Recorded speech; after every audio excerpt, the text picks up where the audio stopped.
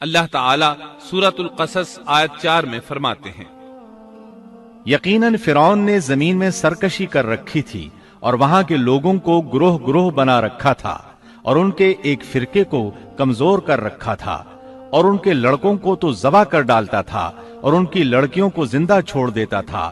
بلا شک و شبہ وہ تھا ہی فساد کرنے والوں میں سے۔ اس نے لوگوں کے گروہ اور جماعتیں بنا رکھی تھی۔ فرعون کے زمانے میں بنی اسرائیل سب سے حقیر اور کم درجہ قوم تھی۔ فرعون نے انہیں حد درجے ذلیل اور بے عزت بنا رکھا تھا۔ سبھی کو معاشرے میں نچلے طبقے میں شمار کیا جاتا تھا، جبکہ مصر میں یہی لوگ شاہانہ زندگی گزارا کرتے تھے۔ فرعون نے اعلان کرا رکھا تھا کہ بنی اسرائیل سب کے سب غلام ہیں۔ وہ ان سے زر خرید غلاموں کی طرح مزدوری لیا کرتا تھا۔ ان کی عورتوں سے لونڈیوں باندیوں جیسا برتاؤ کیا جاتا تھا۔ وہ جو چاہتا تھا ان سے کرتا تھا۔ اس نے یہ حکم اپنی رعایا میں عام دے رکھا تھا۔ مصر کے باشندے اعلیٰ درجے کے لوگ سمجھے جاتے تھے، وہ قبطی کہلاتے تھے۔ فرعون نے بنی اسرائیل کو غلام اور محکوم بنا رکھا تھا اور انہیں ہر طرح سے کمزور کر دیا تھا۔ اللہ تعالیٰ سورۃ القصص آیت 4 میں فرماتے ہیں، يستضعف طائفة منهم، اور اس نے ان میں سے ایک فرقے کو کمزور کر رکھا تھا۔ بنی اسرائیل اس ذلت سے نجات پانے کا انتظار کر رہے تھے، اور اس کی وجہ یہ تھی کہ انہیں ایک بشارت ملی ہوئی تھی۔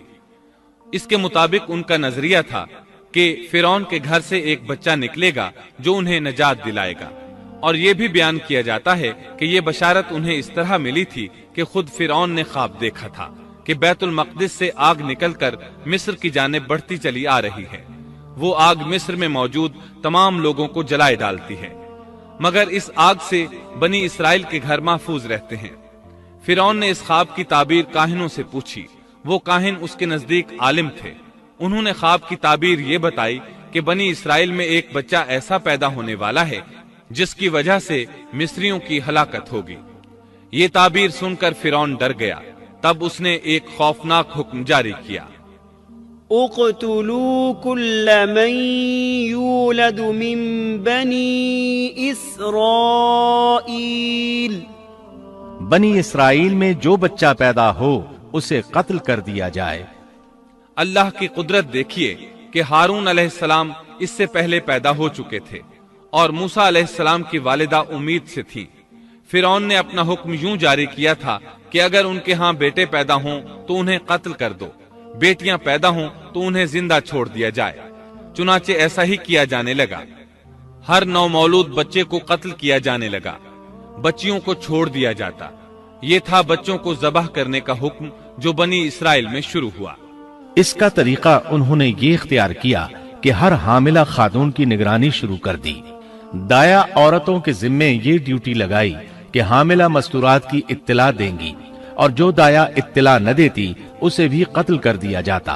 اس طرح فرعون اور اس کے وزیروں کو ہر نو مولود سے باخبر رکھا جاتا تھا۔ ان دنوں سیدنا موسیٰ علیہ السلام کی والدہ اپنے حمل کے ابتدائی دنوں میں تھی۔ انہوں نے اس بات کو چھپائے رکھا اور دایا کا کام کرنے والی عورتوں سے بھی خود کو چھپائے رکھا، یہاں تک کہ درد ذہ کا وقت آ پہنچا اور انہوں نے بچے کو جنم دیا۔ اس بارے میں سوائے قریبی لوگوں کے کوئی نہیں جانتا تھا۔ بچے کی پیدائش کے بعد وہ فکر مند رہنے لگی۔ حمل کے دنوں میں تو انہوں نے خود کو چھپا لیا تھا، اب بچے کو کیسے چھپائیں؟ پھر بھی اپنی پوری کوشش کرتی رہیں، یہاں تک کہ ان کے پاس اللہ کا حکم آ گیا۔ یہ حکم اللہ نے ان کے دل میں ڈالا تھا، یعنی القاء کیا گیا تھا۔ یہ وہ وحی نہیں تھی جو پیغمبروں پر آتی ہے۔ سورۃ القصص آیت 7 میں ہے، وَأَوْحَيْنَا إِلَىٰ أُمِّ مُوسَىٰ أَنْ أَرْضِعِيهِ فَإِذَا خِفْتِ عَلَيْهِ فَأَلْقِيهِ فِي الْيَمِّ وَلَا تَخَافِي وَلَا تَحْزَنِي إِنَّا رَادُّوهُ إِلَيْكِ وَجَاعِلُوهُ مِنَ الْمُرْسَلِينَ۔ اور ہم نے موسیٰ کی ماں کو وحی کی کہ اسے دودھ پلاتی رہ، اور جب تجھے اس کی نسبت کوئی خوف معلوم ہو تو اسے دریا میں بہا دینا اور کوئی ڈر خوف یا رنج غم نہ کرنا، ہم یقیناً اسے تیری طرف لوٹانے والے ہیں اور اسے اپنے پیغمبروں میں بنانے والے ہیں۔ مطلب یہ تھا کہ جب تفتیش اور تحقیق شروع ہو یا خطرات بڑھ جائیں تو اسے دریا میں ڈال دیں۔ امام اسمعی رحمت اللہ علیہ نے ایک بچی کو چند اشعار گنگناتے سنا تو کہنے لگے ان اشعار میں کتنی فصاحت ہے۔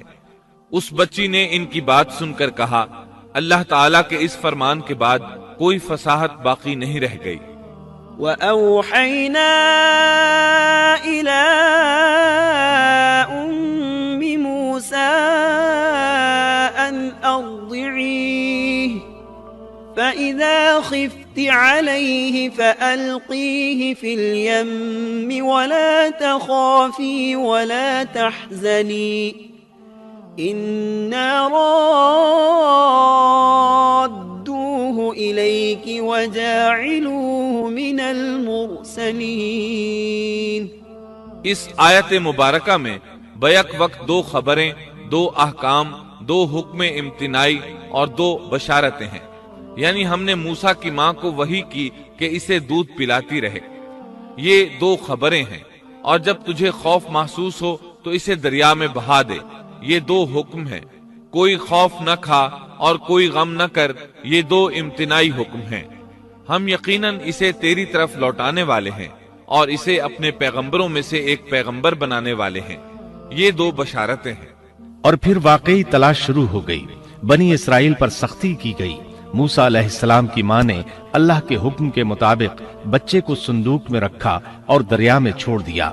ساتھ ہی موسیٰ علیہ السلام کی بہن سے کہا تو بھی اس کے پیچھے پیچھے چلتی جا۔ چنانچہ وہ دریائے نیل کی موجوں میں چلے اور ان کی بہن کنارے کنارے چلی، اپنے بھائی کی نگرانی کرتی جا رہی ہے کہ دریا میں ڈالنے کے بعد کیا بنتا ہے۔ اللہ تعالیٰ سورۃ القصص آیت 11 میں فرماتے ہیں وقالت لأخته قصيه فبصرت به عن جنب وهم لا يشعرون۔ موسیٰ کی والدہ نے ان کی بہن سے کہا تو اس کے پیچھے پیچھے جا، تو وہ اسے دور ہی دور سے دیکھتی رہی اور فرعونیوں کو اس کا علم بھی نہ ہوا۔ صندوق بہتا ہوا فرعون کے محلات کے قریب آن ٹھہرا۔ محلات دریائے نیل کے کنارے تھے۔ اللہ تعالیٰ سورۃ القصص میں فرماتے ہیں آخر فرعون کے آدمیوں نے صندوق اٹھا لیا، آخرکار یہی بچہ ان کا دشمن ہوا اور ان کے رنج کا باعث بنا۔ اب وہ اس کی بھلائی چاہ رہے ہیں لیکن وہی فرعونیوں کے لیے وبال جان بننے والا تھا۔ اللہ سورۃ القصص آیت 8 میں فرماتے ہیں ان فرعون وهامان وجنودهما كانوا خاطئين۔ کچھ شک نہیں کہ فرعون اور حامان اور ان کے لشکر تھے ہی خطا کار۔ فرعون کی بیوی نے فوراً پہچان لیا کہ یہ بچہ بنی اسرائیل میں سے ہے، چنانچہ اس نے کہا وقالت امرأة فرعون قرة عين لي ولك لا تقتلوه عسى أن ينفعنا أو نتخذه ولدا وهم لا يشعرون۔ اور فرعون کی بیوی نے کہا یہ تو میری اور تیری آنکھوں کی ٹھنڈک ہے، اسے قتل نہ کرو، بہت ممکن ہے یہ ہمیں کوئی فائدہ پہنچائے یا ہم اسے اپنا بیٹا ہی بنا لیں، اور یہ لوگ شعور ہی نہیں رکھتے تھے۔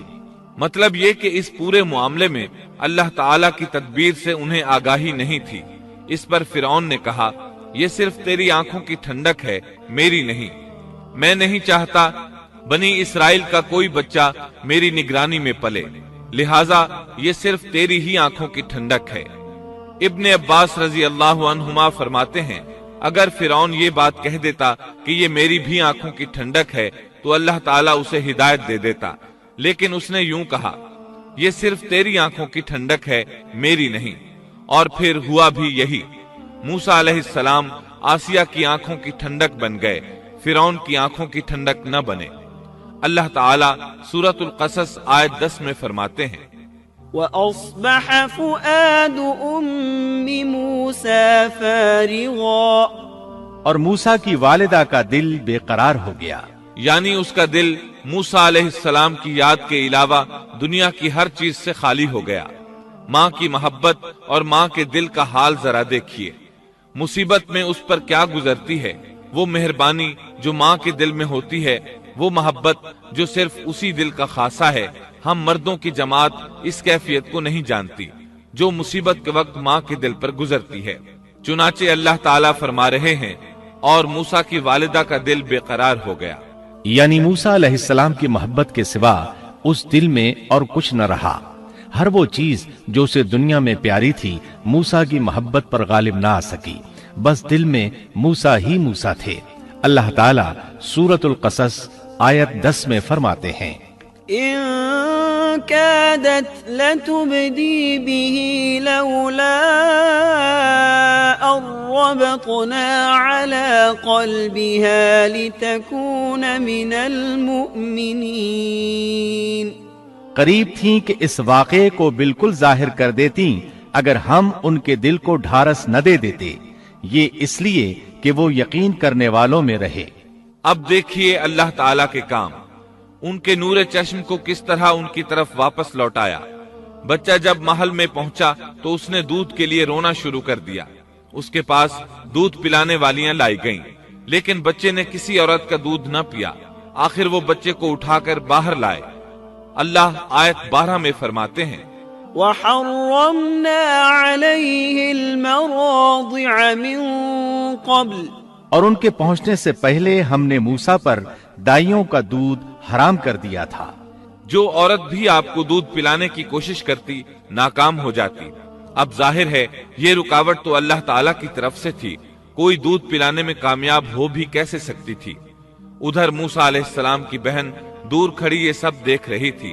سورۃ القصص آیت 12 میں ہے، فقالت هل أدلكم على أهل بيت يكفلونه لكم وهم له ناصحون۔ یہ کہنے لگیں کیا میں تمہیں ایسا گھرانہ نہ بتاؤں جو اس بچے کی تمہارے لیے پرورش کرے اور ہوں بھی وہ اس بچے کے خیر خواہ۔ انہوں نے پوچھا، اے بچی تو کیسے جانتی ہے کہ وہ اس بچے کی خیر خواہی کریں گی؟ بچی نے جواب دیا، اس لیے کہ وہ ایک غریب گھرانہ ہے۔ جب انہیں معلوم ہوگا کہ یہ بچہ فرعون کے گھر سے آیا ہے تو انہیں انعام و اکرام ملنے کی امید رہے گی۔ اس گھر میں ایک نیک سیرت خاتون ہے، وہ اس بچے کو بخوشی دودھ پلانا قبول کرے گی۔ انہوں نے کہا چلو ٹھیک ہے۔ چنانچہ آپ کی بہن انہیں گھر لے آئی۔ والدہ محترمہ نے بچے کو دودھ پلایا تو آپ نے فوراً دودھ پینا شروع کر دیا۔ سیدہ آسیہ نے ان کی طرف پیغام بھیجا کہ وہ محل میں آ جائے اور جب تک بچہ دودھ پیتا رہے وہ اس کے پاس محل ہی میں رہے، لیکن موسیٰ علیہ السلام کی ماں نے انکار کر دیا۔ انہوں نے کہا میرے اہل و عیال ہیں، میرے خاوند بھی ہیں، لہٰذا ان کے ہوتے ہوئے میں گھر نہیں چھوڑ سکتی۔ اب چونکہ بچے نے کسی اور کا دودھ پینا قبول نہیں کیا تھا اس لیے وہ خود بچے کو لے کر آتے تھے۔ اس طرح موسیٰ علیہ السلام کی والدہ کا بے حد احترام ہونے لگا۔ فرعون کے ہر کارے تحفے تحائف ان کے گھر لانے لگے۔ اللہ تعالیٰ آیت 13 میں فرماتے ہیں، فرددناه إلى أمه كي تقر عينها ولا تحزن ولتعلم أن وعد الله حق ولكن أكثرهم لا يعلمون۔ پس ہم نے اسے اس کی ماں کی طرف واپس پہنچایا تاکہ اس کی آنکھیں ٹھنڈی رہیں اور آزردہ خاطر نہ ہو، اور جان لے کہ اللہ کا وعدہ سچا ہے لیکن اکثر لوگ نہیں جانتے۔ اس طرح موسیٰ علیہ السلام شاہی محل میں پلنے بڑھنے لگے، یہاں تک کہ 18 سال کے خوبرو نوجوان ہو گئے۔